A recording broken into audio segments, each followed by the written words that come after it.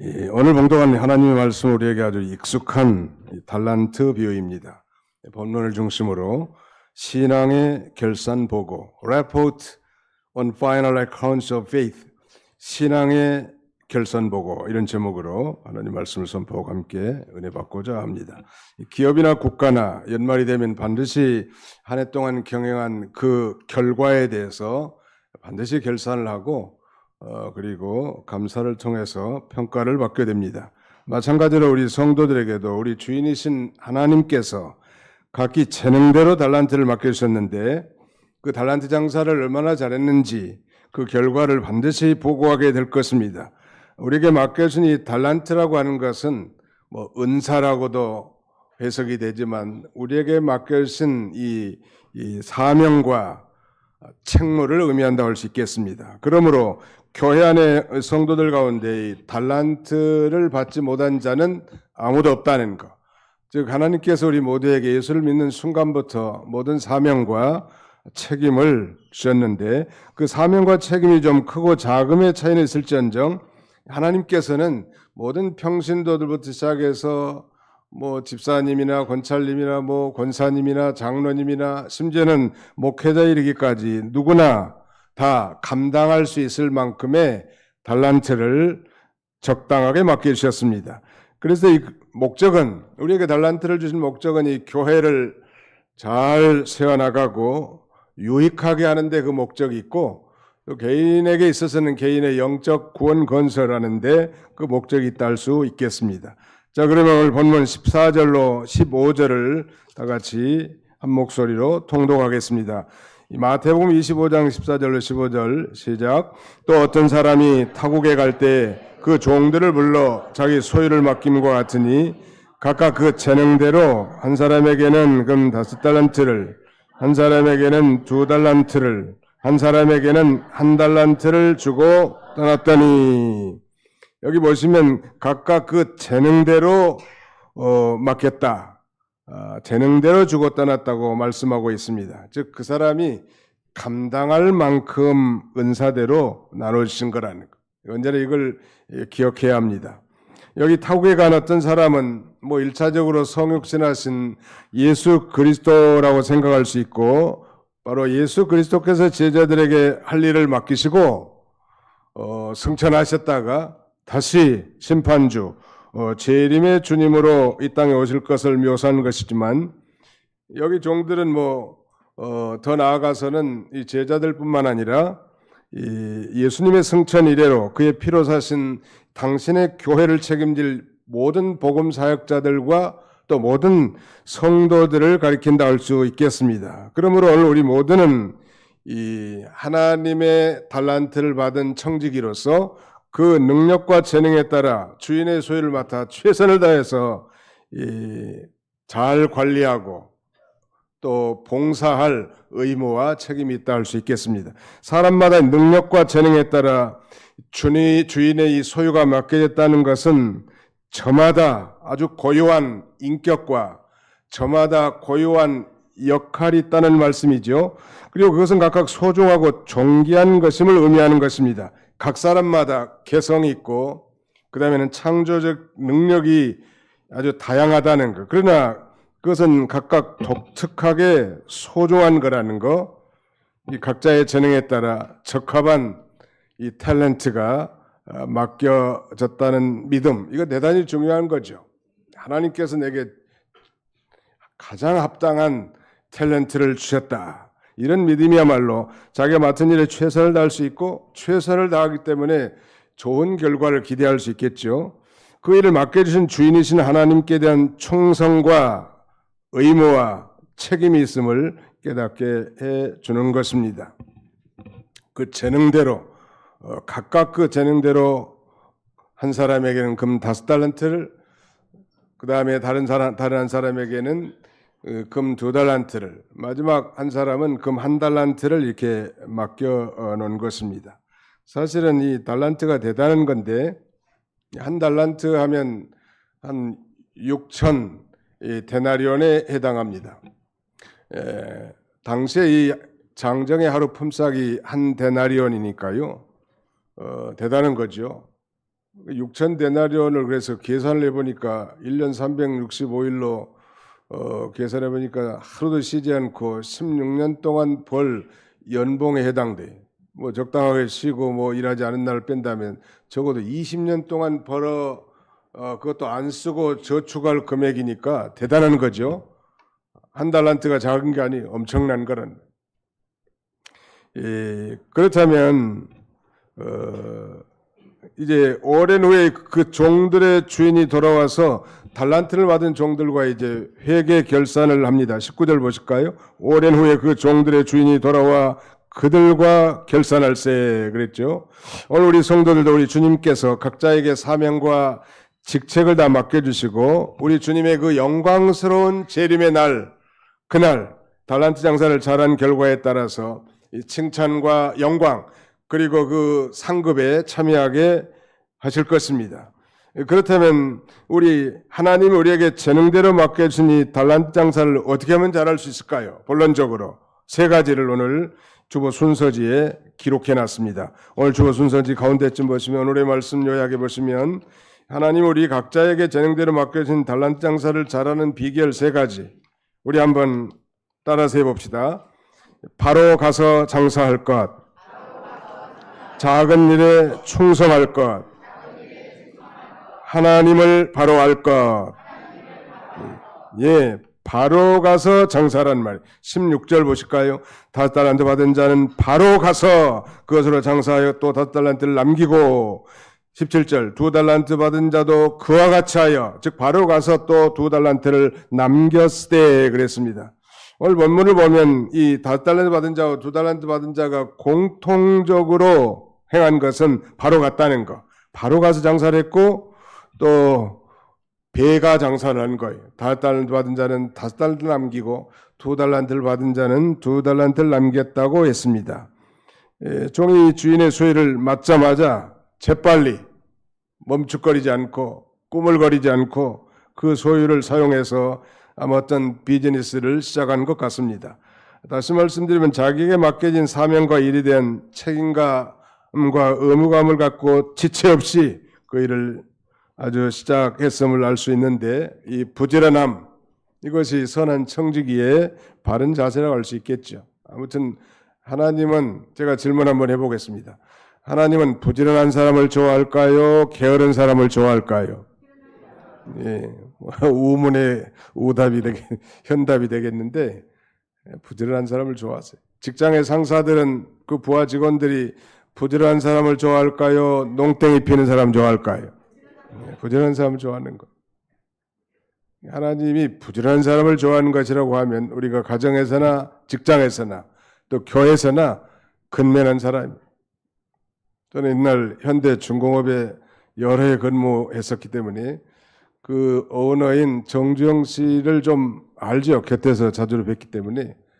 아무튼 부지런한 분이에요. 새벽 5시에 일어나가지고 공장들마다 시찰하고 심지어는 사원들 서랍에 볼펜이 뭐 2자리 이상 있는 것도 지적할 만큼 전략적이고 좀 좋은 정신들이 있어요. 신앙이 탁월해서 칭찬한 건 아니지만 인간적인 관점에 참 부지런한 사람이다. 탁월한 또 창조적 능력도 거기에다 갖춘 걸출한 인물인 것은 분명하단 말. 아무튼 우리가 선한 청지기들로서 부지런한 성도들이 되어야 될 것입니다. 반면에 한 달란트 받은 사람은 어떻게 했을까요? 18절 보시면 한 달란트 받은 자는 가서 땅을 파고 그 주인의 돈을 감추어뒀더니 그랬죠. 땅속에 돈을 묻어둔 것입니다.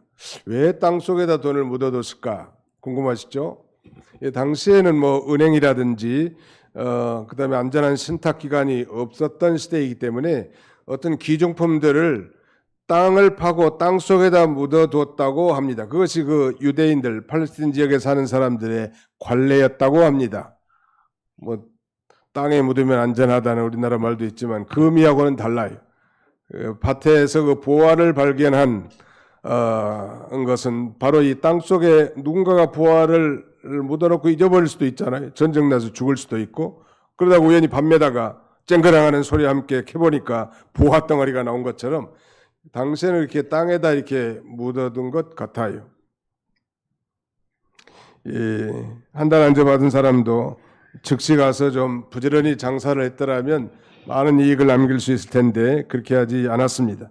원래 이 달란트라는 건 로마 시대는 무게 단위였지만 예수님 당시 신약 시대에는 화폐 단위로서 이미 말씀드린 것처럼 한 달란트는 6천 데나리온이라는, 작년이 한 20년 연봉이니까 한 달에 뭐 500만 원씩을 번다면 1년에 뭐 연봉이 5천만이라고 한다면 10년이면 5억 아니요? 20년이면 10억이라는 거예요. 적은 돈이 아니죠. 10억에 미천 사업 자금을 주고 그걸 장사라고 했으면 장사를 해야 될 텐데 그러지 않은 거예요.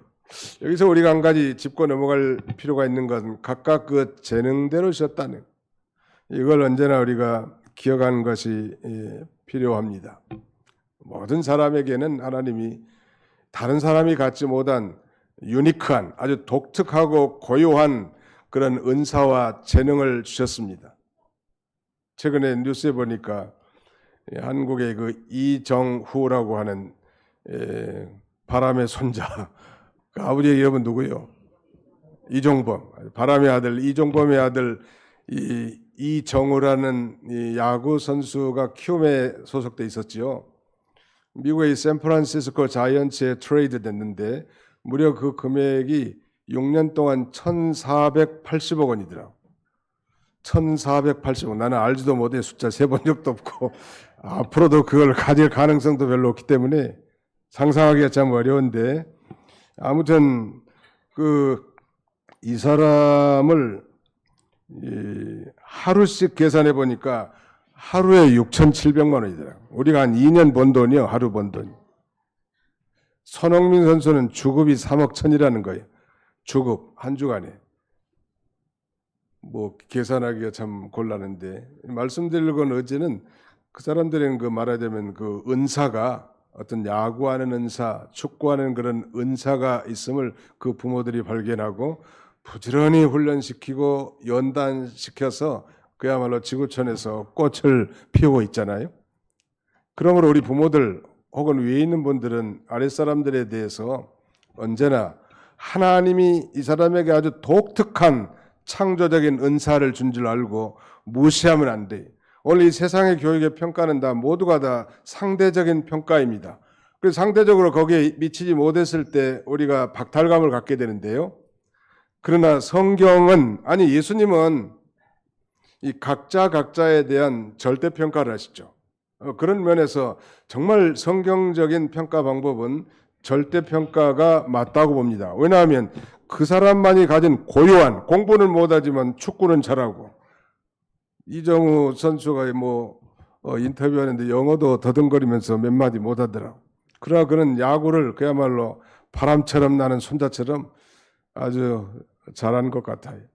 하나님이 우리 자녀들 절대 쥐어박지 마라. 반드시 아주 탁월한 창조적 은사가 있다는. 그렇지 않고 상대평가를 하게 되면 이 열등감을 갖게 됩니다. 거기에 미치지 못하면. 이 세상은 자꾸 숫자를 통해서, 분량을 통해서 순서를 매기는 거예요. 탑 10, 탑 3 이런 식으로 순서를 매기는 게 이 세상이. 그러나 우리 주님은 그 고유한 절대적인 존재로 이렇게 인정해 줍니다. 그래서 이 상대평가는 사람들로 하여금 비교의식을 갖게 합니다. 교회는 절대 비교의식을 가져서는 안 되는 거예요. 왜냐하면 모든 분들이 다 아주 훌륭하고 독특한 면들을 다 갖고 계시거든요. 모든 사람을 사랑하고 모든 사람을 존중해야 합니다. 아멘. 그런 면에서 우리는 비교의식이 아니라 소위 창조의식을 가져요. 창조의식. 비교의식의 반대말이 창조의식이에요.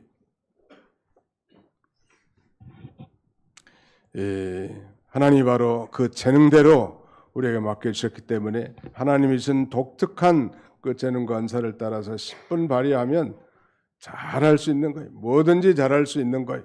우리 자녀들이 무한한 가능성이 있습니다. 무시하고 너는 왜 저희보다 이렇게 공부를 못했느냐, 이게 점수라고 가지 않느냐,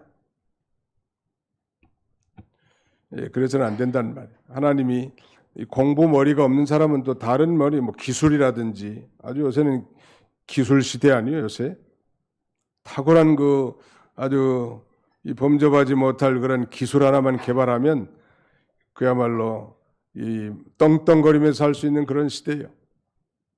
그러면 모든 사람을 사랑하고 모든 사람을 존중하는 것이 우리 그리스도인의 자세입니다. 꼭 그 못된 사람들은 비교하거든요. 절대 비교하고 비교 당하지도 말고 비교한다고 해서 약해질 필요도 없어요. 하나님이 나를 이 지구촌에 뭐 인구가 벌써 80억에 도달했다고 했는데 80억 인구 가운데 그 누구와도 같지 않는 아주 유니크한 독특한 그런 존재로 하나님이 나를 지었음을 믿고 항상 감사하고 거기서 최선을 다하는 그런 저와 여러분들이 다 되시기를 주님의 이름으로 축원합니다. 두 번째는 작은 일에 충성할 것. 자, 거기 20절을 보실까요? 5달란트 받았던 자는 5달란트를 더 가지고 와서 이르되 주인이여 내게 5달란트를 주셨는데 보소서 내가 또 5달란트를 남겼나이다.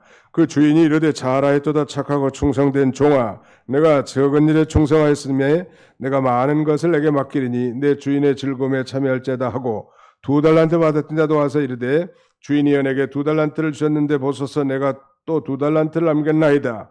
그 주인이 이르되 잘하였도다 착하고 충성된 종아 내가 적은 일에 충성하였으며 내가 많은 것을 내게 맡기리니 내 주인의 즐거움에 참여할지어다 하고 두 번째 이 5달란트 받은 자와 2달란트 받은 자의 공통점은 바로 적은 일에 충성했다는 거예요. 그리고 그 5달란트 받은 자와 2달란트 받은 자가 이 적은 일에 그 충성함으로 말미암아 이 배나 수익을 남겼다고 그 주인에게 지금 결산 보고하는 거 아니에요? 여기에 대해서 주인은 두 사람에게 똑같이 칭찬합니다. 착하고 충성된 종아, 내가 적은 일에 충성하였으며 내가 많은 것을 내게 맡기리니 내 주인의 즐거움에 참여할지어다. 그렇다면 이제 이 작은 일 혹은 적은 일이 뭘까요? little thing, 아주 작은 게 뭐냐는 말이에요. 그 원어적 의미를 보니까 지극히 작은 일이란 말이 이 누가복음 16장 10절에 나와요. 거기 보니까 지극히 작은 것에 충성된 자는 큰 것에도 충성되고 지극히 작은 것에 불의한 자는 큰 것에도 불의하니라 라고 말씀합니다.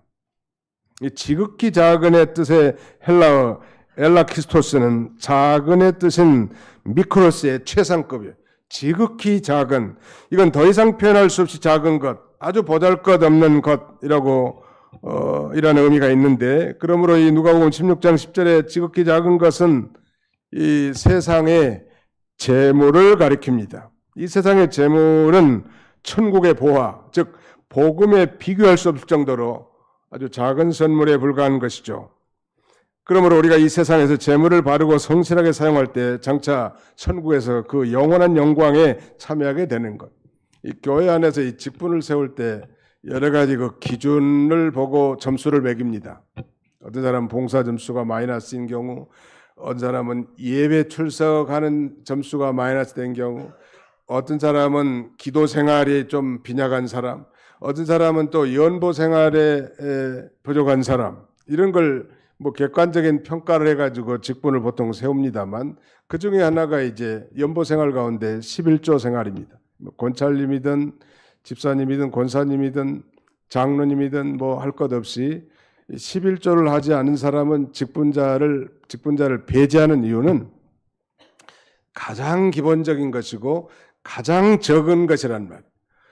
오늘 분명히 지극히 작은 것에 충성된 자는 큰 것에도 충성한다고 했는데 이 지극히 작은 것을 감당하지 못한 사람이 순교할 수 있겠습니까? 선교 나가서 자신의 인생을 불태우면서 정말 주와 복음을 위해서 헌신할 수 있을까요? 정말 희생과 헌신의 자리에 갈 수 있을까요? 모양은 낼 수 있겠지만 그건 불가능한 거예요. 이건 마치 계단과 같아요. 그 계단을 무시하고는 더 올라갈 수 없는 것처럼 가장 중요한 거예요. 주일 성수, 11조 생활, 우상의 재물 먹지 않는 거, 예배에 성실하게 참여하는 거, 가장 기본적인 거, 이것이 안 되면 진보가 더 이상 안 된다는 거예요. 영적으로는. 그저 세월만 지나고 연수만 찰 수밖에 없는 것입니다. 그러면 결론적으로 이 지극히 작은 것이 무엇일까요? 그것은 바로 하나님께서 지금 여기서 내게 맡겨주신 모든 이 직무와 모든 일이라고 할 수 있겠습니다. 그게 어떤 사람이 눈에는 그게 좀 크게 보일 수도 있겠죠. 여러분, 뭐 수천 명 모이는 교회 목사님이 큰 사람일까요? 아니면 저 시골 낙도에 정말 8명 모인 그 할머니들만 그것도 모시고 목회하는 사람이 큰 일일까요? 그것은 비교할 수가 없는 것이죠. 그러므로 이 작은 일이라는 것은 하나님께서 지금 현재 나의 삶의 정황 가운데서 내게 맡겨주신 모든 영육간의 일들이 다 작은 일이요. 근데 그 작은 일에 충성하는 사람은 큰 일에도 충성하게 돼요. 믿으시면 아멘 합시다. 네. 금년 한 해 우리가 이 작은 일에 충성을 못했으면 회개하고 이제 새해에는 하나님이 내게 맡겨주신 거, 정말 하나님이 내게 맡겨준 그 달란트로 이 책임과 의무감을 잘 감당함으로 이 5달란트 받은 자와 2달란트 받은 자와 같이 이 배가 장사하는 복된 성도님들이 다 되시기를 주님의 이름으로 축원합니다. 그런데 주인에게 1달란트 받았지만 땅을 파고 감추어뒀다가 가져온 종에 대해서는 악하고 게으른 종이라고 호되게 책망받습니다. 하나님이 시킨 일을 불순종하는 것이 악이고 게으른 것도 악한 일이죠. 한번 상상해 보십시오. 한 20억 된다고 했는데 대략 계산해 가지고 그걸 요새 은행에다 맡기면 한 달 이자가 얼마나 나올까요? 10억이면 얼마 나와요? 10억이면 한 300, 400 나올까요? 한 달 이자가. 그러면 20억이면 600이나 800이 나오니 평균 한 700이 나오겠고. 아니 뭐 한 달란트를 은행에다만 맡겨놔도 한 달 이자가 700만 원 나오는데 요새 뭐 700만 원 월급 받는 사람이 얼마나 되겠어요? 근데 그걸 땅에다 묻어뒀단 말이에요. 그래서 예수님이 책망하는 거예요. 주인이 악하고 게으른 종이라고 책망하는 것입니다. 은행에 맡겨두기만 해도 원금과 이자를 받을 수 있도록 해야 되겠는데 우리 하나님의 원리는 만사가 창성하고 발전해 나가는 게 자연적인 원리입니다. 하나님의 원리대로 사는 사람이 복이 있죠. 자연적 증식이 다 되게 해놨단 말이에요. 장사하지 않은 이 사람은 최소한의 자연적인 성장도 말하자면 못하도록 막아놓은 거예요. 이 종은 겉으로는 겸손해 보이지만 실상은 책임을 회피고 하자는 나태한 심리를 보여준 것입니다. 마침내 그 주인이 그 1달란트 받은 사람에게서 그 1달란트를 빼앗아 가지고 10달란트를 가진 자에게 주라고 말씀하시면서 그 주인에게 뭐라고 말씀하시는지 보겠습니다. 30절을 같이 한번 읽어봅시다. 30절 시작. 이 무익한 종을 바깥 어두운 데로 내어 쫓으라. 거기서 슬피 울며 이를 갈리라 하니라. 바깥 어두운 데로 내 쫓으라. 거기서 슬피 울며 이를 갈리라. 이 사람이 지옥 갔을 것 같아요? 천국 갔을 것 같아요? 예. 오늘 이 마태복음 25장 우리가 살펴본 이 달란트 비유 앞에는 이 열천의 비유가 나오고 그 뒤에는 양과 염소의 비유가 나옵니다. 학자에 따라서 좀 해석의 차이는 있긴 합니다만 오늘 이 마태복음 25장 41절을 한번 같이 한번 읽어볼까요? 양과 염소의 비유에서 시작. 또 왼편에 있는 자들에게 이르시되 저주를 받은 자들아 나를 떠나 마귀와 그 사자들을 위하여 예비된 영원한 불에 들어가라. 왼편에 있는 염소들에게 지금 하는 거예요. 나를 떠나 마귀와 그 사자들을 예비한 영원한 불, 그 불구덩이는 바로 지옥을 가리킵니다. 그런 면에서 1달란트 받은 자는 예수를 진정으로 믿지 않는 단순한 처치 멤버, 교인 정도에 지낸다고 할 수 있겠고요. 정말로 예수를 믿고 거듭난 신자라고 한다면 성령을 받았기 때문에 2달란트 받은 자와 같이라도 작은 달란트의 열매를 맺을 수 있음을 우리가 추측할 수 있는 것입니다. 오늘 여기 모인 우리 모든 성도님들이 저를 포함해서 우리 모두가 지난 1년 동안 하나님이 주신 모든 재능과 은사를 따라 우리가 과연 이 달란트 장사를 잘 했는지 못했는지 한번 자신을 자단하고 또 그렇지 못했다면 회개하고 새해를 맞는 복된 성도들이 다 되시기를 바랍니다. 결론적으로 그렇다면 왜 이 1달란트 받은 종은 이렇게 땅속에 묻어두고 장사하지 않았을까? 자, 세 번째는 하나님을 바로 알 것. 결론 부분인데 우리는 이 한 달란트를 받은 종의 이 불신앙적인 말과 언어를 통해서 그가 자신에게 달란트를 맡긴 주님에 대해서 얼마나 잘못 알고 있는지, 아니 정말 자신에게 달란트를 맡겨진 그 주인께 대한 올바른 지식을 갖지 못한 편벽되고 왜곡된 지식을 갖고 있는지를 발견할 수 있습니다.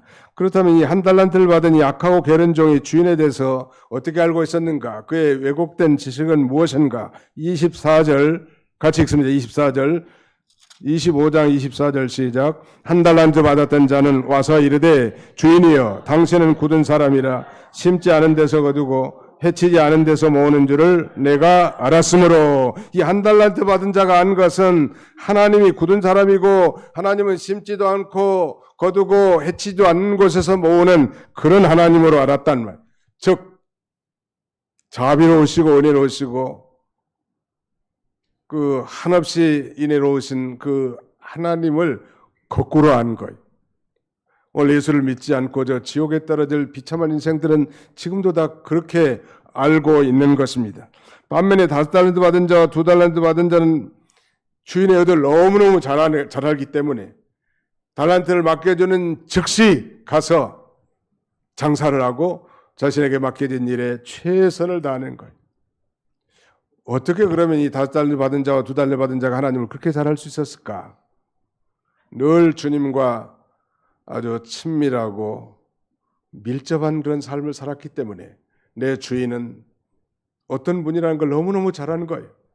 우리로 말하면 늘 주님 안에서 주님과 교통하며 주님의 음성을 듣고 사는 그 성도들이야말로 하나님의 뜻을 밝히 깨달을 수 있기 때문에 그 뜻을 즉각 순종할 수 있음을 우리에게 가르쳐 주는 것이죠. 우리 주인은 하나님이십니다. 정말 하나님의 의도가 무엇인지, 하나님의 뜻이 무엇인지는 늘 기도하는 사람들이 잘 알 수 있어요. 기도하지 않은 사람은 뭐 하나님의 뜻을 말하기도 하다가 대개 다 자기 생각을 말하고 자기 뜻을 주장하게 됩니다. 사실은 내 뜻을 버리고 주님의 뜻을 쫓는 게 신앙의 길 아니요? 자기를 부인하고 주님을 쫓는 게 종주각오여야 할 것입니다. 그렇지 않았기 때문에 이 한 달란트 받은 자는 그걸 땅을 파고 땅에다 묻어두고 장사하지 않은 거예요. 그리고 하나님은 굳은 사람이라고, 하나님은 인색한 사람이라고, 하나님은 째째한 사람이라고. 아니, 하나님은 그 정반대예요. 정말 믿음으로 살고 하나님 가운데 살 때 하나님은 풍성하신 하나님이고 넘치도록 쌓지 못할 것이 없도록 하나님께서 이렇게 쌓을 것이 없도록, 쌓지 못할 것이 없도록 그렇게 채워주시는 전능하신 하나님이시란 말. 그리고 하나님 일반적으로 심은 데서 거둔단 말이에요. 그게 일반 원칙이에요. 많이 심는 자는 많이 거두고 적게 심는 자는 적게 거두게 하는 게 하나님의 원칙인데, 이 친구는 한 달란트 받은 자는 하나님이 심지 않은 데서 거두고 해치지 않는 것을 모으는 줄로 착각하는 거죠. 이제 말씀을 맺고자 합니다. 사랑하는 성도 여러분, 하나님께서 금년에도 하나님 일을 하라고 우리에게 건강도 주시고 물질도 주시고 환경도 열어주시고 여러 일들을 우리에게 맡겨주셨습니다. 사명과 책임을 주셨는데, 그런데 일하지 않으면 자기에게 맡겨선 모든 은사를 빼앗길 줄 알고 이제 다 회개하고 우리가 새해 2024년 갑진년 새해는 그야말로 하나님이 내게 주신 모든 것들을 잘 활용하여 하나님이 기뻐하시는 장사, 우리는 복음 장사 아니요? 하나님의 교회를 세워나가는 일, 하나님의 나라를 세워나가는 이 복음 장사들인데, 이 장사들을 잘 감당함으로 우리 하나님 아버지 앞에 칭찬과 영광 그리고 상급을 받는, 참여하는 그런 저와 여러분들이 다 되시기를 주님의 이름으로 축원합니다. 기도합시다. 하나님의 은혜를 감사합니다. 하나님이 금년에도 우리에게 건강과 물질과 환경과 모든 직장과 사업장 그리고 사명과 책임을 주셨지만은 돌이켜보면 참 부끄럽고 죄송할 따름입니다. 자비로우신 우리 아버지 하나님, 이제 회개하고 새해부터는 우리 하나님이 기뻐하시는 영적 복음 장사, 하나님 나라 건설에 임하지하는 하나님의 종들이 다 되게 해 주시고, 미국의 우리 하나님 주님 앞에 섰을 때 모두가 다 칭찬과 영광 그리고 그 상급에 참여하는 복된 성도들이 다 되게 하여 주시옵소서. 예수님의 이름으로 기도하옵나이다. 아멘.